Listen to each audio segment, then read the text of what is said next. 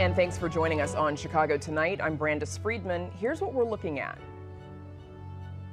A Chicago man is facing murder charges in the fatal shooting of two Israeli embassy staffers in Washington, D.C. Who drives the bus? We do. Who drives the train? We do. Who drives the city? We do. Public transit workers are pushing for more funding as the budget deadline looms in Springfield. And a new children's book explores growing up in an immigrant family. First off tonight, a Chicago man is being charged in the fatal shooting of two Israeli embassy staff members in Washington, D.C. FBI agents descended on Albany Park on the city's north side this morning to search a home connected to Elias Rodriguez. Police say Rodriguez attacked the victims yesterday evening as they were leaving an event at the Capitol Jewish Museum and yelled, "Free, free Palestine," as he was detained. It comes as Israel launched another major offensive in the Gaza Strip and as Jewish communities are on alert amid a national rise in anti-Semitic incidents. Our Matt Masterson joins us now with more. Matt, what do we know about the suspected gunmen? Yeah, 31-year-old Elias Rodriguez. He's now, as of this afternoon, charged with multiple counts of first-degree murder and also some felony firearm charges as well.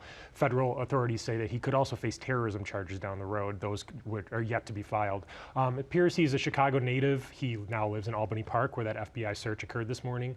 He apparently was a former University of Illinois Chicago student who now works for the American Osteopathic Association, a Chicago-based group that represents osteopathic physicians.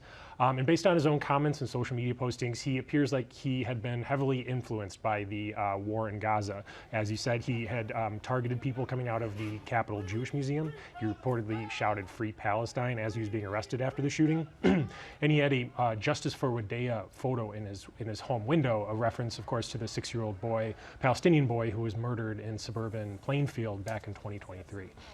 Representative Brad Schneider from Illinois is the co-chair of the Congressional Jewish Caucus. He spoke at a news conference outside the museum today. Here's what he said.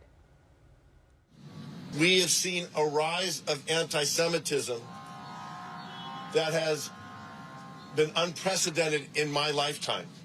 So as we gather here today, we are overwhelmed by emotions of grief at the loss of two beautiful young people.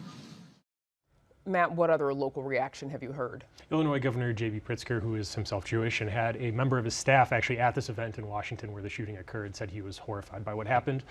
Chicago Mayor Brandon Johnson said anti-Semitism and hate have no place in our nation at all. We also heard from one of Rodriguez's neighbors, John Wayne Fry, who said he was sad and disappointed to hear about the shooting and the ongoing war in Gaza. He said that he never interacted much with Rodriguez. They live in the same apartment building a few doors down, but he said he appeared to just be a normal, friendly guy. He wishes he had spoken with Rodriguez more about the war in Gaza, something they both appeared to be very influenced by, and said if he had had the chance to speak with him about this, he would have tried to talk him out of the shooting, saying violence is never the answer for a situation like this. And lastly, Matt, what do we know about the victims? Yeah, so it was two people, Yoran Lashinsky and Sarah Lynn Milgram, two members of the Israeli embassy, who were both in Washington, D.C. at this young diplomat's reception. Milgram was 26, she was an American. Lashinsky was a 30-year-old Israeli citizen. And according to an Israeli official, they were a young couple. They had been dating, and Lashinsky had recently purchased a wedding ring with the intent of proposing to her in Jerusalem just next week. Okay. Heartbreaking story, Matt. Thank you. Yeah, thanks, Brandis. And you can read Matt's full story on our website. It's all at WTTW.com/news. And now to some more of today's top stories. Lawsuits filed in Illinois and Indiana today say Heights Crematory failed to properly treat and cremate the remains of more than 30 people. When a family member comes to place their loved one in their final resting place, they expect that the funeral home or crematory will fulfill their obligations in a sacred manner. And this has been a gross disruption of that process, denying these families of closure. One of the attorneys you just heard from there says that after filing one lawsuit for Darla Smith alleging the gross mishandling and negligence of her husband's remains, they received a tidal wave of calls from other families fearing the same had happened to their loved ones. The complaints allege the crematory and its affiliates improperly stored remains, bodies were commingled with other bodies, and in some instances, families received the wrong remains entirely. The Chicago Blackhawks have a new head coach. The team announced today the hiring of Jeff Blashill. He previously coached the Detroit Red Wings for 7 seasons before being fired. Blashill succeeds Luke Richardson, who was fired by the team in December. Hawks fans are hoping for a turnaround after the team finished last in the Central Division this year and second to last in the league for the last 2 seasons. If you're planning to travel this Memorial Day weekend, you can expect lots of company. The Illinois Tollway estimates 8 million drivers to take a pass through the tollway. The agency says Friday will be the busiest with nearly 2 million expected vehicles. Auto Club AAA expects more than 2 million Illinois residents to travel at least 50 miles from home between Thursday and Monday, either by car, plane, or buggy. IDOT and the Tri-State Tollway are reminding drivers of ongoing construction zones, though some non-emergency closures will be suspended. We have more information on our website. And Chicago beaches are open for swimming starting tomorrow, marking the unofficial start to summer. Temperatures are expected to top out at 60 degrees over the holiday weekend. The Chicago Park District says it has recruited enough lifeguards to have all 22 beaches open for swimming 7 days a week, all until Labor Day. If you're not quite ready to take a dip in Lake Michigan, though, because it's probably still cold, you can hold out a few more weeks and wait until the city pools open on June 21st. Still to come, a local author and illustrator captures experiences growing up being first generation in a new children's book. But up next, the funding challenges facing Chicago transit agencies as lawmakers face a looming budget deadline in Springfield. Chicago Tonight is made possible in part by the Alexandra and John Nichols family, the Polk Brothers Foundation, and the support of these donors.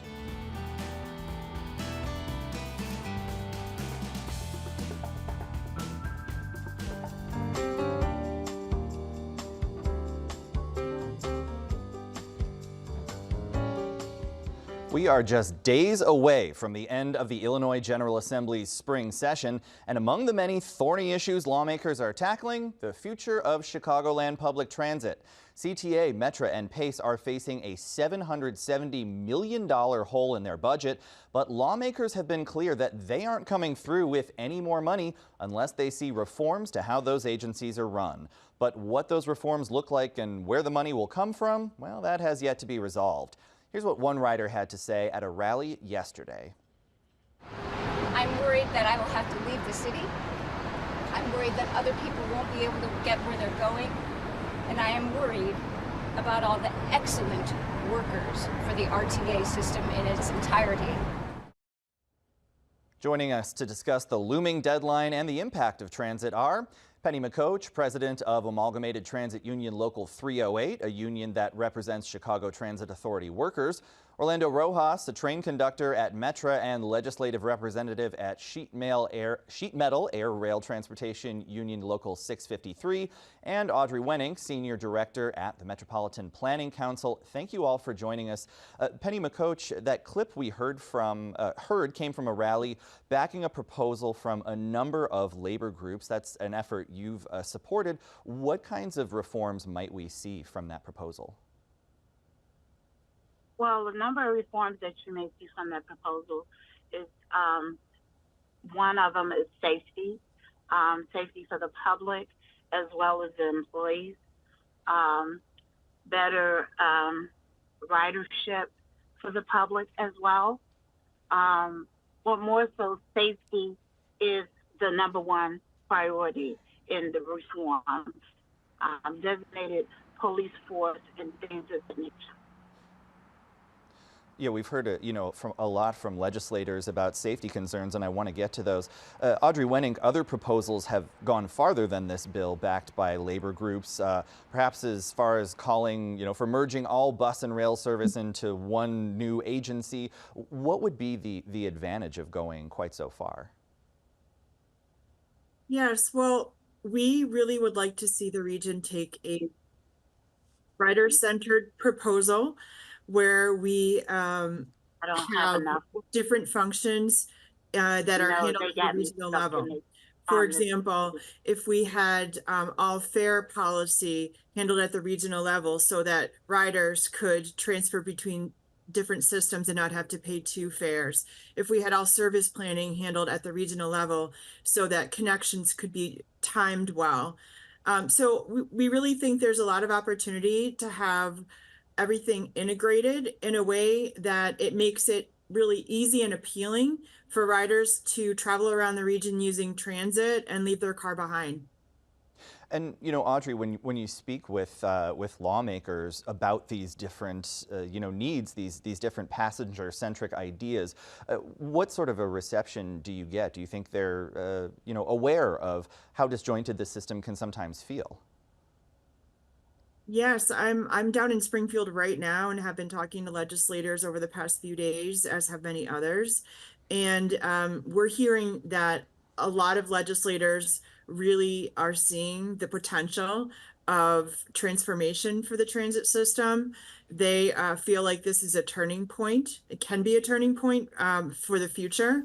And they hear from their constituents about difficulties with ghost buses and difficulties transferring, and they understand that we need to do better. And they really want to see those reforms before they come up with a large amount of money. But they know that they need to do that as well. Yeah, certainly if those things are going hand in hand, there is quite a bit of urgency here. Orlando Rojas, we heard Penny McCoach and have heard many others bring up safety concerns, both for passengers and for frontline workers. What sorts of concerns have you heard from folks about what they experience on the job? There has been a desire for more police presence on their stations, at the stations, on the trains themselves, throughout the system, really. And even I know Metra has had a difficult time at times getting the police force up to where it wants to be. I mean, it makes a difference, certainly. It's having the option to be able to call and have a designated police force for us is critical, and we need to do that. I think that it can be expanded, and I think the United We Move bill sets the stage for that, not just at Metra, but for the entire system. It's critical. People want safety first. They want to be able to get from point A to point B safely and on time, and on clean trains, comfortable. So I think that it's a key component, and I think the legislation before us, it provides that. And Orlando Rojas, if lawmakers don't come through with this money, or if it's perhaps in limbo for a while, what kinds of impacts are you worried about from service cuts? So my understanding is that in order to achieve a 20% financial reduction or budgetary, in order to realize a savings of 20%, you'd have to cut service by up to 40%. There's certain fixed costs that the transit agencies have, whether it's fully funded or not. They're obligated to meet those costs. So where they have the most room is in service cuts, unfortunately, and that's the actual service that we provide. Now you're talking 40% reduction. Obviously, the people that I work with are concerned about, cuts to workers, and so what that means for their families, being able to provide for their families, and that's a huge concern for all of us. And it's not just the city of Chicago; it really is the region. I know for Metra, there's a lot of workers in the suburbs as well as in the city. And it really would be a huge impact for the entire region. We take the money we earn and we spend it back in our communities, and that multiplier effect goes both ways. For every dollar spent in transit, there's a 13x multiplier, but it works the other way too. Taking a dollar out of the economy really you're taking 13 for everyone. So I know that on paper it seems like a savings, but in the end it would affect not only the lives of all the transit workers, the people that provide or that depend on the service we provide, but really the entire economy in the region. Yeah, potentially quite a widespread impact. You know, Penny McCoach, that United We Move bill that Orlando referenced, this is the measure that labor groups have been pushing and talking about with lawmakers. Do the proposals in that bill, you know, essentially sort of strengthening the RTA, strengthening coordination, but leaving the structure largely in place, do you feel like you've been getting a good reception from lawmakers who have been really hungry for reform to the way the system's run? So I do get that lawmakers do reform is going to help with everything that's going on with the transit system, but without funding, the reform, and that's what our concerns are. You know, Audrey Wenning, you know, in terms of the funding, in terms of the conversations happening down in Springfield, you know, sometimes lawmakers drag their feet a little bit on looking at specific revenue streams. Do you feel like they've reached a point in the conversation where it's looking like we may have the money come through before the end of May? We know that legislators are talking seriously about a range of funding sources, and you know, they're getting into details. I think that that's something that they do kind of amongst themselves, a little more than you know, talking out in the open until they've found the solution. But I'm optimistic. I think they realize that the consequences will be devastating. I mean, I think we see that Penny's in her car right now because of the traffic. She couldn't get to the studio, right? And we absolutely need transit in our region. Our region is going to be paralyzed if we shut down 40% of the transit system. We have the second highest level of congestion in the country. And not to mention transit's impacts on air quality. We have, you know, all kinds of health impacts from emissions from driving, climate change, and economic impacts that Orlando was mentioning. So I think people understand that the Chicago region is really an economic engine, and also there's a lot of congestion, and so we need to make transit not only fill gaps, but make it even stronger and make it attractive for people to ride, and that's good for everybody. Well, certainly there are going to be a lot of conversations over the next few days, but that's where we'll have to leave this conversation. Penny McCoach, Orlando Rojas, Audrey Wenning, thank you all for joining us. We appreciate it. Thank you. Thank you. Thank you. And up next, a local children's author on her latest book.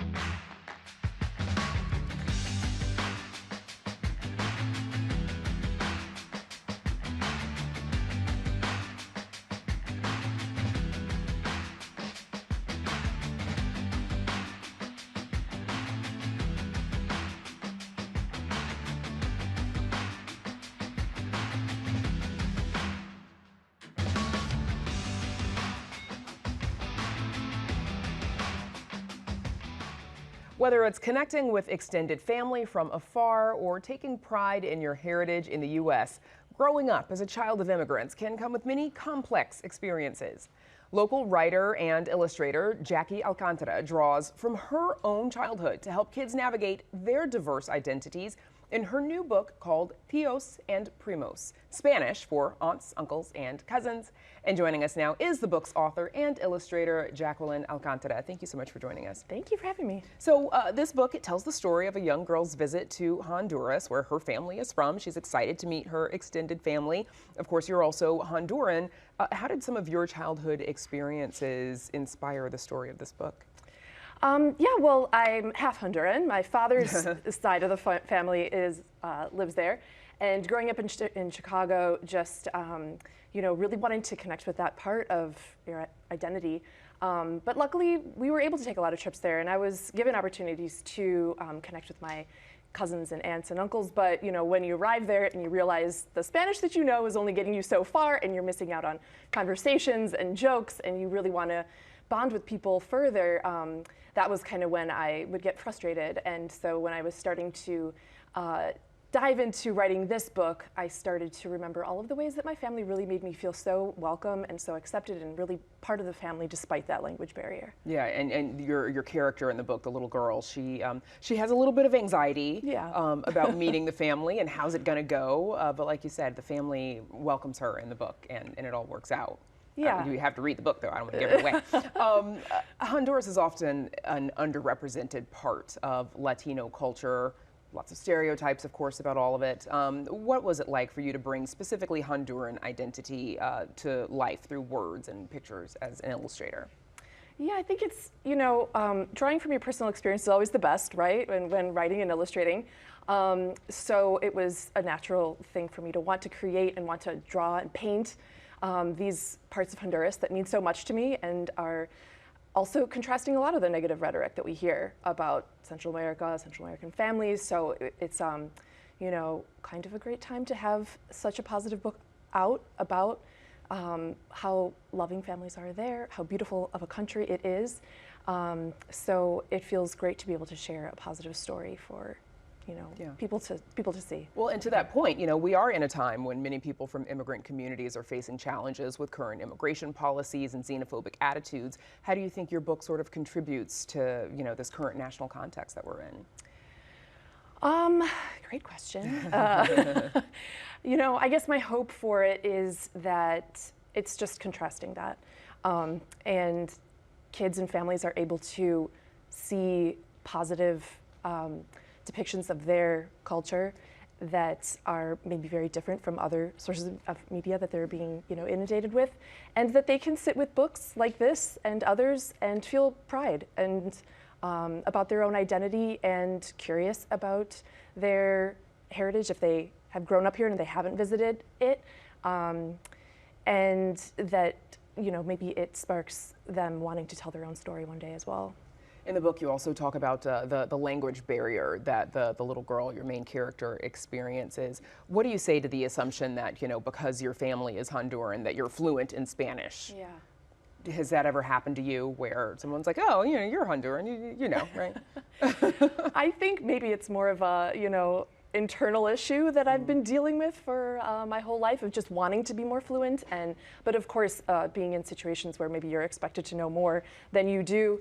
But I just kind of find it amazing that there's always ways that you can really connect with people despite, maybe knowing only a little bit of the language.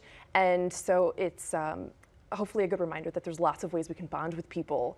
And in reverse, there's lots of small things we can do to make other people feel really accepted that might not know our language and understood. But I'm always trying to learn more Spanish. Aren't we all? My Duolingo's getting mad at me. Yeah. It's got like a third eye right now. It's a little weird. What do you say, though, to children of immigrants who may be feeling scared or nervous about sharing their multicultural identities? Yeah. Another great question. Is that something you ever experienced yourself? Because you mentioned being half Honduran. Right. I think that, growing up, Honduras wasn't necessarily in the news as it is today. And maybe that's a lucky thing for me growing up because I don't feel like I had instances where I had to combat that. I think it was more just, having a multicultural background, you're always kind of feeling like a little bit this, a little bit that, maybe not enough this and not enough that. But it's also, a lot of really exciting and cool things that you get to share with people too, as a kid, having been to a rainforest, getting to visit your family in another country. So I feel like it's just kind of a bit of a balancing act. Yeah, I'm sure it is. 30 seconds left. What's next for you? I know you've got another cool project that's coming up later this year. Yeah, I was very lucky enough to be illustrating Supreme Court Justice Sonia Sotomayor's next picture book. So that releases in September. And another project I have underway is a biography about Cuban artist Wilfredo Lam. Okay. Yeah. So more stuff for us to be on the lookout for from Jacqueline Alcántara. Thank you so much. Congrats on the book. Thank you so much. Of course. And the book, Tios and Primos, is out now. And that is our show for this Thursday night. If you're looking for things to do this holiday weekend, be sure to check out our website for our summer festival guide. That's at WTTW.com/festivals. And join us tomorrow night at 5:30 and 7 for the Week in Review. We'll leave you tonight with a look at Shy Food Truck Fest that's rolling in culinary delights through Daly Plaza every Friday until October 3rd. Yeah, it's time for that again. Now, for all of us here at Chicago Tonight, I'm Brandis Friedman. Thank you for watching. Stay healthy and safe, and have a good night.